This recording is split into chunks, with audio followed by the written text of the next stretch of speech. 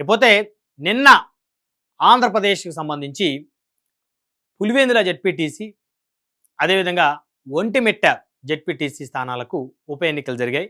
ఇక ఉప ఎన్నికలకు సంబంధించి కూటమి ప్రభుత్వం మరి ఆ 2 స్థానాలను తెలుగుదేశం పార్టీ కైవసం చేసుకుంటుందనేటువంటి ధీమా వ్యక్తం చేస్తుంది. వైఎస్ఆర్ కాంగ్రెస్ పార్టీ అయితే దాదాపుగా ఓటమి ఖరారైనట్లయితే తెలుస్తూ ఉంది. ఓటమిని వాళ్ళు అంగీకరించేటువంటి పరిస్థితులు అయితే లేనట్టు స్పష్టంగా తెలుస్తుంది. కొద్దిసేపటి క్రితం వైకాపా అధినేత మాజీ ముఖ్యమంత్రి YS Jaganmohan Reddy press meet పెట్టారు. ప్రజాస్వామ్యం కూని అవుతుందన్నారు. అదేవిధంగా ఇక్కడ ఎన్నికలు జరగలేదు సజావుగా అన్నారు.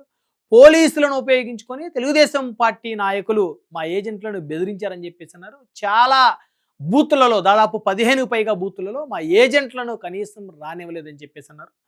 తెలుగుదేశం పార్టీ నాయకులు వైసీపీ ఓటర్ల దగ్గర స్లిప్పులు లాక్కున్నారని చెప్పేసి అన్నారు. ఇది అప్రజాస్వామికం అన్నారు. అసలు ఆ ఎన్నికలు సజావుగా సాగలేదని చెప్పేసి అన్నారు. దమ్ముంటే వెబ్ కాస్టింగ్ని రిలీజ్ చేయాలన్నారు. వెబ్ కెమెరాస్ లోపల సీసీ కెమెరాస్ అయితే ఉన్నాయో అవి రిలీజ్ చేయాలన్నారు. రిగ్గింగ్ జరిగిందని చెప్పేసి వైకాపా అధినేత తన యొక్క ఆవేదన అయితే వ్యక్తం చేస్తున్నట్టు అర్థమవుతుంది. సరే, ఒకసారి మనం గతంలో కనుక వెళ్తే వైఎస్ఆర్ కాంగ్రెస్ పార్టీ అధికారంలో ఉన్నప్పుడు జగన్మోహన్ రెడ్డి గారు ముఖ్యమంత్రిగా ఉన్నప్పుడు స్థానిక సంస్థల ఎన్నికలు జరిగాయి. ఆ స్థానిక సంస్థల ఎన్నికలకు సంబంధించి 50% పైగా ఈ స్థానిక సంస్థల ఎన్నికల్లో యునానిమస్ అయిన పరిస్థితి. అంటే ఏకగ్రీవం, ఎన్నికలు లేదు, నామినేషన్ వేసే పరిస్థితులు అభ్యర్థులకి కల్పించలేదు. ఆ రోజు తెలుగుదేశానికి కానీ, జనసేనకు కానీ, భారతీయ జనతా పార్టీకి కానీ, ఇక రిమైనింగ్ సిపిఐ, సిపిఎం ఎవరైతే ఇండిపెండెంట్ అభ్యర్థులు పోటీ చేద్దాము, పంచాయతీ ప్రెసిడెంట్లు గానో, లేకపోతే వార్డు మెంబర్లు గానో, ఎంపీటీసీలు గానో, జెడ్పీటీసీలు గానో, కౌన్సిలర్ గానో, కార్పొరేటర్లు గానో అసలు పోటీ చేయాలి అనుకున్న వారికి ఆ అవకాశాన్ని గత ప్రభుత్వం కల్పించలేదు అనేటువంటి మాట వాస్తవం. అంటే తెలుగులో ఒక సామెత ఉంటుంది, నీవు నేర్పిన విద్యే కదా నీరజాక్షి అని. అంటే మీరేదైతే విధానాన్ని అవలంబించారో వారు కూడా అదే విధానాన్ని అవలంబిస్తున్నారని చెప్పేసి రాజకీయ మేధావులు మాట్లాడుతున్న పరిస్థితి కనబడుతుంది. ఆ రోజు జగన్మోహన్ రెడ్డి గారు ముఖ్యమంత్రిగా ఉన్న సమయంలో అసలు నామినేషన్ వేసేటువంటి అవకాశాన్నే ప్రత్యర్థులకు ఇవ్వలేదు, ప్రతిపక్ష పార్టీలకి. ఇప్పుడు చక్కగా పులివెందుల్లో మరి వైఎస్ఆర్ కాంగ్రెస్ పార్టీ తరపు నుంచి ఎవరైతే మరి గతంలో జెడ్పీటీసీగా ఉన్నారో ఇదే పులివెందుల ప్రాంతానికి మరి ఆయన కుమారుడైనటువంటి హేమంత్ రెడ్డి గారు చక్కగా నామినేషన్ వేశారు, ప్రచారం చేసుకున్నారు. ఆయనకి తరపున మరి ఎంపీ, కడప ఎంపీ అవినాష్ రెడ్డి గారు, వివిధ ఎమ్మెల్సీలు, వైసీపీకి సంబంధించి మాజీ ఎమ్మెల్సీలు, మాజీ ఎమ్మెల్యేలు, మాజీ మంత్రులందరూ కూడా వైకాపా అభ్యర్థికి ప్రచారం చేసుకున్నారు. ఎక్కడా కూడా ప్రచారం భంగం కలిగించే పరిస్థితి అయితే ప్రభుత్వం అయితే చేసినట్టయితే లేదు. కాకపోతే కొన్ని గ్రామాల్లో వైసీపీకి సంబంధించినటువంటి నాయకుల మీద దాడులు జరిగినటువంటి మాట వాస్తవం. సాక్షాత్తు ఎమ్మెల్సీ, వైసీపీకి చెందిన ఒక ఎమ్మెల్సీ మీద కూడా దాడి జరిగినటువంటి మాట వాస్తవం. అయితే ఒక దాడి జరగాలంటే ఇరుపక్షాలు ఒకరి మీద ఒకరు కవ్వింపు చర్యలకో లేకపోతే ఒకరినొకరు తిట్టుకునేటువంటి దూషించుకునే కార్యక్రమానికి జరిగినప్పుడు దాడులు గత ఎన్నికల్లో జరిగినాయి, ఇప్పుడు కూడా జరిగినటువంటి మాట వాస్తవం. ఇది పోలీసుల వైఫల్యం అయితే చూడాల్సినటువంటి అవసరం ఉంది. ఎందుకంటే దాడులు జరుగుతున్నప్పుడు కట్టడి చేయాల్సిన బాధ్యత పోలీసుల మీద ఉంటుంది. వారు చాలా వరకు కట్టడి చేసినప్పటికి కూడా ఈ రాయలసీమ అంటే కాస్త పౌరుషానికి ప్రతీక పెట్టింది పేరు కాబట్టి ఒక మాట ఎదుటి వ్యక్తి మాట్లాడగానే ఇంకొక వ్యక్తి అతన్ని దాడి చేసేటువంటి క్రమంలోకి వెళ్ళేటువంటి పరిస్థితి ఉంటుంది. ఇది అనాదిగా జరుగుతుంది. రాజశేఖర రెడ్డి గారు 1978లో పులివెందుల ఎమ్మెల్యే అయిన దగ్గర నుంచి కూడా జరుగుతుంది. ఆయనకు ముందు నుంచి జరిగింది, ఆయన తర్వాత జరిగినటువంటి మాట వాస్తవం. అయితే గత ఎన్నికల్లో అసలు జగన్మోహన్ రెడ్డి గారు అభ్యర్థులకు నామినేషన్ వేసేటువంటి అవకాశం కూడా వైసీపీ ప్రభుత్వం, ఎమ్మెల్యేలు, మంత్రులు కల్పించలేదు. కానీ ఇక్కడ మాత్రం అభ్యర్థులకి చక్కగా నామినేషన్ వేసుకొని వారి తరపు నుంచి ఎంపీలు, ఎమ్మెల్యేలు, మాజీ మంత్రులు, మాజీ ఎమ్మెల్యేలు, మాజీ మున్సిపల్ కార్పొరేషన్లకు సంబంధించినటువంటి చైర్మన్లు, డైరెక్టర్లు, వివిధ హోదాల్లో వైసీపీలో గతంలో పదవులు అనుభవించిన వారు చాలామంది వచ్చి ప్రచారం చేసిన మాట వాస్తవం. అదేవిధంగా తెలుగుదేశం పార్టీ అభ్యర్థి ఎవరైతే ఉన్నారో బీటెక్ రవి గారు ఎవరైతే ఉన్నారో వారికి సంబంధించి వారి భార్య అయినటువంటి లతారెడ్డి గారు, మరి లతారెడ్డి గారు కూడా చక్కగా వారు ప్రచారం చేసుకున్నారు. వారి తరపు నుంచి తెలుగుదేశం పార్టీ తరపు నుంచి మంత్రులు వచ్చి కొంతమంది మంత్రులు ప్రచారం చేశారు, కొంతమంది ఎమ్మెల్యేలు, మాజీ ఎమ్మెల్యేలు, సీనియర్ నేతలు ప్రచారం చేశారు. జనసేన పార్టీకి సంబంధించిన వారు, బీజేపీ సంబంధించిన వారు కూడా పులివెందుల, ఒంటిమిట్ట ఈ 2 జెడ్పీటీసీ స్థానాలకు సంబంధించి ఆయా గ్రామాల్లో మరి ప్రచారం చేసినటువంటి పరిస్థితి ఉంది. ఇరు వర్గాల మధ్య ఉద్రిక్తత పరిస్థితులు నెలకొన్న మాట వాస్తవం. ఇరు వర్గాలు ఒకరినొకరు దూషించుకున్న మాట వాస్తవం. కాకపోతే వైసీపీ వారికే కాస్త దెబ్బలు ఎక్కువ తగిలినటువంటి మాట వాస్తవం. ఎందుకంటే వాస్తవాలు వాస్తవ రూపంగానే చెప్పాల్సినటువంటి అవసరం ఉంది. అయితే గతంలో కూడా వైసీపీ ప్రభుత్వం అధికారంలో ఉన్నప్పుడు టీడీపీ జనసేన వాళ్ళకి దెబ్బలు తగిలినాయి. ఇప్పుడు కూటమి ప్రభుత్వం అధికారంలో ఉన్నప్పుడు వైసీపీకి సంబంధించిన వారికి కాస్త ఎక్కువ ఇబ్బంది అయితే జరిగినటువంటి పరిస్థితి ఉంది. అయితే ఈ పరిస్థితి మారాలి, ధోరణి మారాలి.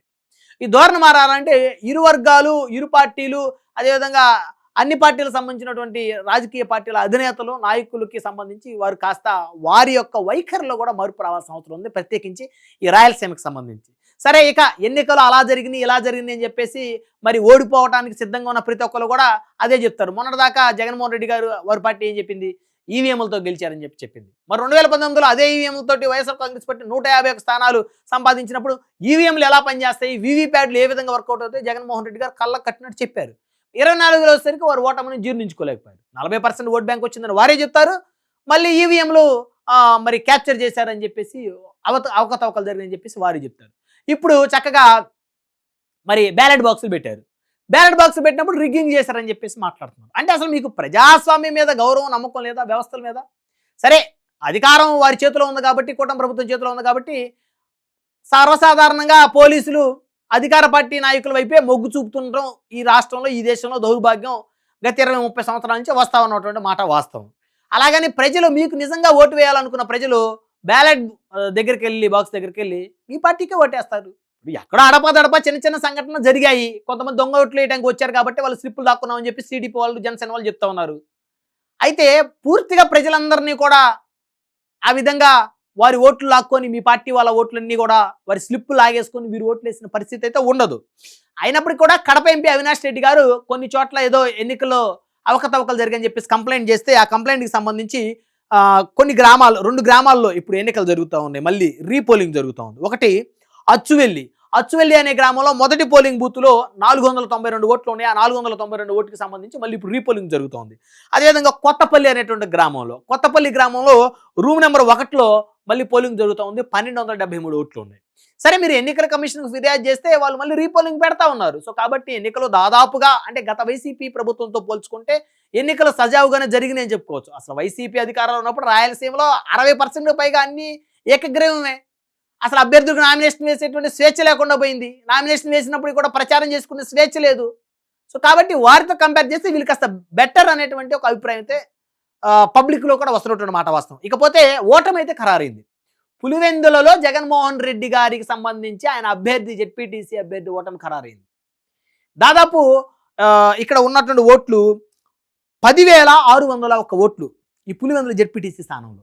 ఇక్కడ దాదాపు 3,000 పైచిలకు మెజార్టీతోటి తెలుగుదేశం పార్టీ అభ్యర్థిగా ఉన్నటువంటి లతారెడ్డి గారు గెలవబోతా ఉన్నారు. ఎందుకంటే కొన్ని బూతుల్లో వైసీపీకి బూత్ ఏజెంట్లుగా ఉండటానికి కూడా కీలకమైన నాయకులు నిరాకరించారు. ఎందుకంటే గతంలో వారికి కొన్ని అనుభవాలు, జగన్మోహన్ రెడ్డి గారు అధికారంలో ఉన్నప్పుడు వారిని పట్టించుకోకపోవడం, రాజ్యాంగేతర శక్తులన్నీ వచ్చి ప్రభుత్వంలో పెత్తనం చేసి వారు సంపాదించుకొని ప్రభుత్వాన్ని చెడ్డపేరు దావటం. ఉదాహరణ, లిక్కర్ స్కామ్లో అనేక మంది ఎవరెవరో ముక్కు తెలియనటువంటి రాజ్యాంగేతర శక్తులు, ఎవరో వెంకటేష్ నాయుడు అంట, హీరోయిన్లని స్పెషల్ ఫ్లైట్లో తీసుకెళ్లడం, ఆ డబ్బులు కట్టలు లెక్క పెట్టడం, ఇలాంటి రాజ్యాంగేతర శక్తులు వైఎస్ఆర్ కాంగ్రెస్ పార్టీ ప్రభుత్వంలో ఉన్నప్పుడు చాలా మంది ఉన్నారు. మన కంటికి కనిపెట్టేది వెంకటేష్ నాయుడు లాంటి కొంతమంది బయటకు వచ్చారు. సో వీళ్ళు పెత్తనం చేశారు, కానీ నిజంగా పార్టీ కోసం కష్టపడి పనిచేసినటువంటి సీనియర్లు ఎవరు కూడా పెత్తనం చేయలేదు. అసలు వారి చేతికి పవర్స్ లేవు వారికి.